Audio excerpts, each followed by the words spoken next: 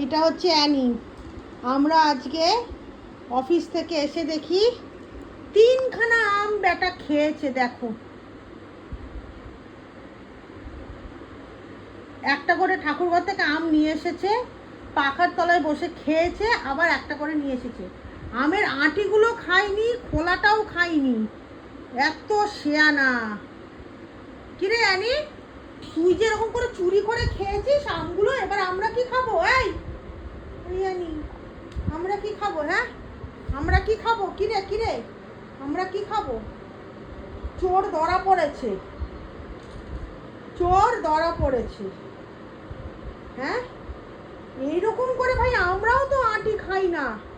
আঁটি ভাবছে ভাই কার পাল্লায় পড়েছি, একটু কিছু রাখেনি, কিন্তু আঁটিটা খাইনি। কি জিনিস তুই অ্যানি!